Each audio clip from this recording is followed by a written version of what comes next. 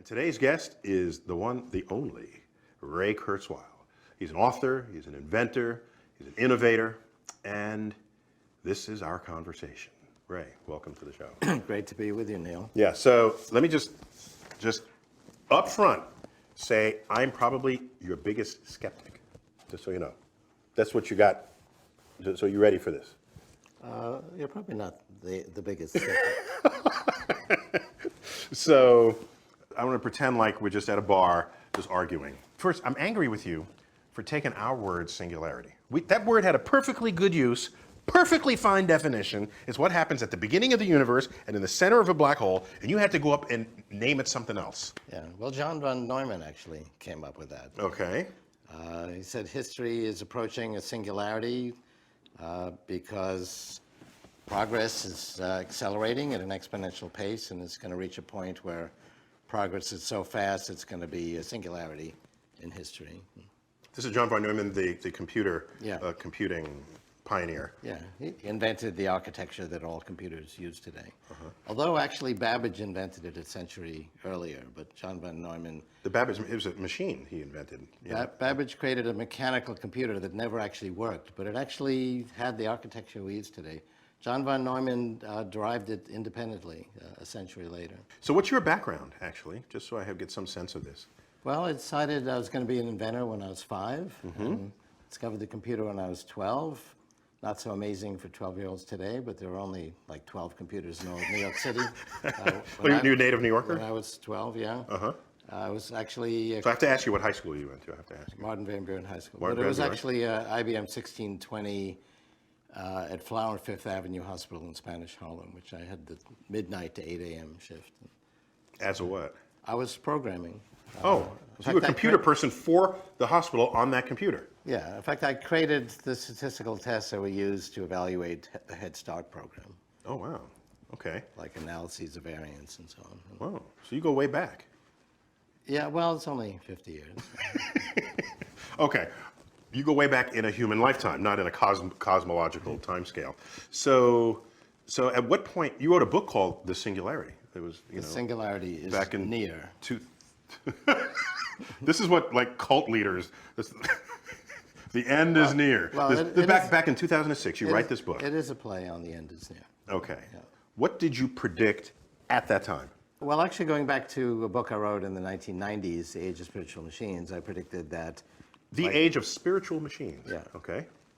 by 2029, computers would have all of the intellectual and emotional capabilities of humans, and so they would be spiritual machines. And conversely, we are spiritual machines because our brains are composed of 300 million modules that recognize patterns. Each of those modules has 100 neurons. Those neurons have ion channels and dendrites and axons, and basically you can describe, based on physics, which you know The a lot about, electrochemical pathways. how they work, and we can actually model them, and we are modeling and simulating the brain today, and they are, so each neuron is a machine.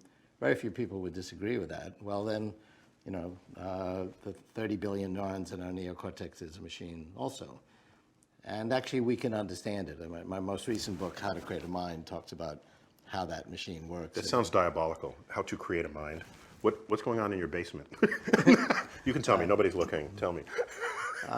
Well, we are understanding how human intelligence works. I mean, these things are brain extenders already. Yeah. We are the smartphone that you point to. On there. Our brain is already expanded in the cloud. We're smarter as a result. We'll directly connect our neocortex in the 2030s. But wait. Let me. Well, the last time we did that was 2 million years ago when we went from primates to humanoids, and we got these large foreheads.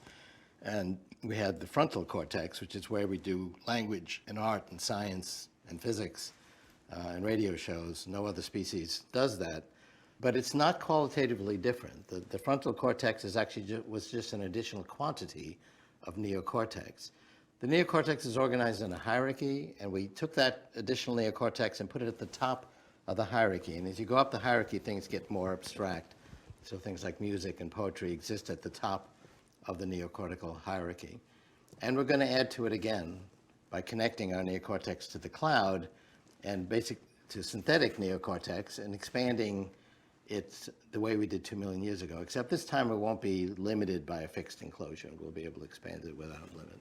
What's the difference between extending the power of your brain through some connection into silicon-based intelligence versus just having access on your hip to all of that extra knowledge I and think intelligence? there's no substantial difference. I mean, I think this is a brain extender. Because people talk about, plugging some USB port into your. Well, the scenario I think that is realistic is computers are getting smaller and smaller.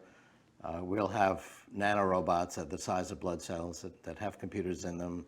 They'll go into the brain through the capillaries and communicate with our neurons. We already know how to do that. People with Parkinson's disease already have computer connections into their brain. That will communicate wirelessly to the cloud. This computer on my hip communicates wirelessly to the cloud. It can multiply itself 10,000-fold by accessing thousands of computers when we need them in the cloud. It can access millions of computers of information. So a kid in Africa with a smartphone is accessing all of human knowledge with a few keystrokes by connecting wirelessly to the cloud. But then why invoke the brain-machine connection at that point? Who cares? You got the machine. Because it's a much faster interface. I mean, our fingers are very slow compared to. We could have, millions of. I didn't know the world was going too slowly for you. You want to speed it up, okay? Well, it is. I mean, how long does it take you to read? To read and write? The Brothers Karamazov. It takes, months. So you're suggesting that you can get these nanobots the size of your neurosynapses, let's say, and one will be preloaded with War and Peace, the novel, and would somehow injected into your neurosynaptic memory banks. And then you're done. You've got it. Just like in the Matrix, they would load memory programs into you. We will connect to neocortical hierarchies in the cloud. Some of that could have preloaded knowledge. We could communicate with each other more intimately that way. But basically, we'll expand the size of our neocortex. And that's, what's the difference between a mouse and a primate is the primate has more neocortex. It's therefore smarter. Can master more levels of abstraction. And when we got these large foreheads becoming humanoids, we had more, and that was the enabling factor for us to invent language. So the wireless cloud becomes the growth of our neocortex. Right. Into the next dimension. We'll have the next opportunity phase. again to grow our neocortex. And once again, we'll put that additional neocortex at the top of the hierarchy. And as you go up the hierarchy, the level of abstraction gets greater. So music and art and poetry and radio programs all exist at the top of that hierarchy. At the bottom of the hierarchy, I can tell that rug on the floor is a straight line and very simple things like that. It's the top of the hierarchy where the interesting things happen. And we have not been able to expand it for 2 million years because we have this fixed enclosure.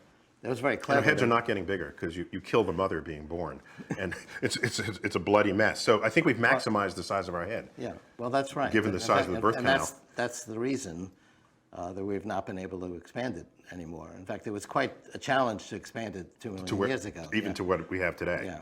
So why the precision in your prediction, 2029? That sounds audaciously precise. Well, there's one thing that's surprisingly predictable, which is the pace of the exponential growth of information technology. The price, performance, and capacity of information technologies like computation, communication, now biological technologies like sequencing and also simulating biological processes, the amount of data we're getting on the brain, many different measures, not of everything, but of information technology, follow amazingly precise trajectories. And Growth trajectories.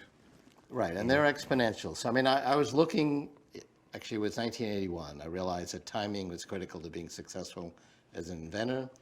It's also true for anything else you might want to do, doing physics or romance. I mean, you got to be in the right place with the right idea at the right time.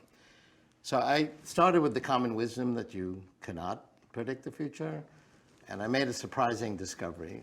Lots of things are unpredictable, but if you look at the price, performance, and capacity of information technology, like, for example, the price performance of computing, calculations per second per constant dollar, it follows an amazingly predictable trajectory, going back to the 1890 American census. And so I actually projected out those curves that I had in 1981. I had them through 1980, through 2050. We're now in 2015. It's been more than 30 years later, and it's exactly where it should be. You're on the line. So You're still- that aspect of the future is amazingly predictable. I predicted we'd need search engines in the late 1990s. I made that prediction in the early 80s because I saw the ARPANET, the predecessor to the internet, expanding exponentially. One of the great jokes that was only a joke for 6 months was the internet is the world's greatest library, except all the books are scattered on the floor. That was before search engines came in. And within a couple of years, search engines came, and now that reference doesn't even work. Right. Well, I saw that we did have a need in the late 1990s for search engines because there'd be so much knowledge on the web that we couldn't find anything. And we'd have the computation and communication resources to do a good job with that. What I was not able to predict, and what we can't predict, is that of the 50 projects to do that, it'd be these couple of kids in a Stanford dorm who would take over the world of search. So not everything's predictable. This would be Google, yeah. I wouldn't have to work very hard if I had made that prediction. And actually took my first job ever, at least for a company I didn't start myself. I was wondering if you actually ever had a stable job. Or you're just riding on your... Well, that's a stable job for a pretty unusual company. Yeah. This aspect of the future is very predictable. If you measure the capacity and price performance of these different information technologies, computation, communication, biological technologies, technologies having to do with the brain, they follow these very predictable trajectories. One of the reasons you might be skeptical is it's not intuitive. Our intuition is linear. And so the difference between myself and my skeptics or critics is we're both looking at the same present, and people then apply their linear intuition about the future. I mean, if you wonder... No, I can think exponentially. I'm skeptical for different reasons than that, but go on. I'll get there. Well, you know, You're not gonna get a if you free wonder pass here. why we have a brain, it's to predict the future. But the kind of challenges we had, 50,000 years ago, when our brains were evolving, were linear ones. We have no exponential training at all. We I track got an you. animal in the field, and we don't expect it to speed up as it goes along. We expect it to go at a constant pace. That worked very well. That became hardwired in our brains. That's our intuition about the future. And a linear progression, that's our intuition, goes 1, 2, 3. An exponential one, that's the reality of information technology, is 1, 2, 4. It doesn't sound that different, except by the time you get to step 30, the linear progression, our intuition, is at 30. The exponential one is at 1 billion. It makes it very Proud of me profound. for knowing that? 2 to the 30th is 1 billion. I Yeah. got that. That's good. That's good to know. I know, I got you on that. My skepticism comes from a different place. Okay. But so here you go. So you're right on the curve as time goes on. This gives you confidence in your modeling. And so now you say 2029, what happens? Well, actually, somewhat before that, we'll have the computational capacity to functionally simulate the human brain. So that's a whole discussion of what is the capacity of the human brain. And there's actually been derivations using different methodologies, all of which come to the same results. It's about 10 to the 14th calculations per second to functionally simulate the brain. That doesn't mean simulating every molecule. It means basically... 10 to the 14th is a huge number. That's huge. It's pretty big. I mean, our supercomputers now surpass that. They're up to 10 to the 16th, 10 to the 17th. But we'll have... I guess in our own, when you're sitting there just watching the ball game, you're not thinking you're going through 10 to the 14th calculations or thoughts per second. It's all happening simultaneously. Yeah. It's not an active thought that our brain is that active. That's all. Well, it does have tremendous capacity, but it's also limited. We have these 300 million pattern recognition modules in our neocortex, and that's a lot from one perspective. That was enough for humans to invent music. I mean, no other animal can keep a beat. No other animal. Some humans can't either, just to be clear. Okay. I've met a couple who could, but it's also limited. We have expanded it to some extent by connecting, at least indirectly, with devices. Right. So you project to the future, some point where computational ability and storage. Well, computation's one side of the question. The other is the software side. It's a more complicated analysis, but our information about how the brain works is also growing exponentially. The spatial resolution of non-invasive scanning is doubling every year. And a lot of people say, well, it's so complicated because there's billions of different connections, ignoring the fact that there's a lot of repetition and redundancy. There's actually 300 million modules, and they all work pretty much the same way. The neocortex, people thought, oh, that must be very different because that does art and poetry, compared to, let's say, V1, which can tell that there's a straight line in front of me. But it actually turns out to be the same algorithm. But they're organized in a hierarchy, and we put that additional neocortex capacity into the top of the hierarchy.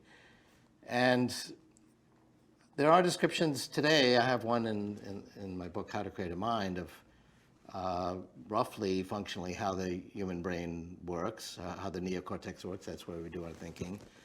We're going to refine that as we get more and more information about the brain. What's the downside? So we're going to keep moving in that direction. And I believe we can have a world that's essentially free of poverty, where disease has been greatly reduced, clean up the environment, have plentiful resources in terms of energy and food. And the downside is, I mean, there's lots of movies about the downside.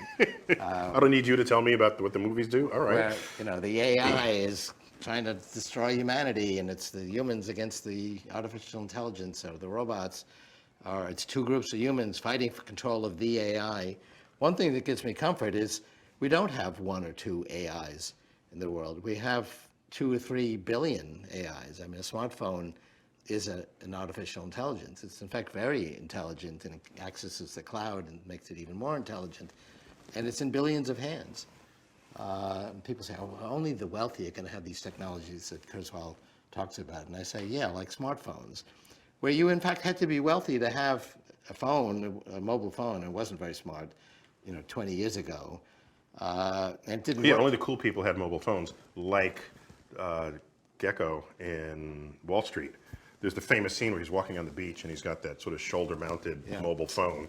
And I remember seeing that, I say, wow, that's really cool. He's so rich, and he can just walk down the beach with a phone on his shoulder. And it really didn't work very well.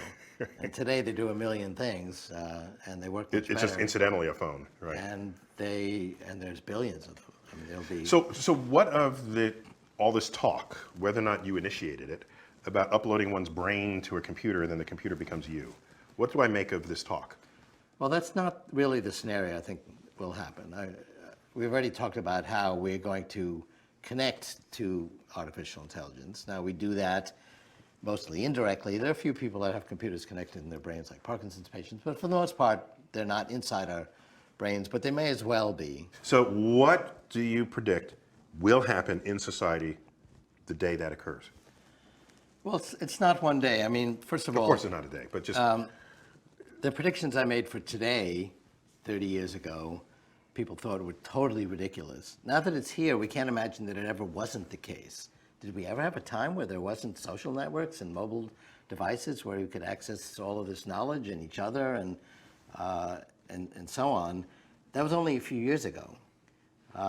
And so by the time these things happen, we actually get used to them, and they become Quickly. ubiquitous very quickly, and we forget that it ever wasn't the case. I mean, you can now talk to your computer and ask it questions in natural language.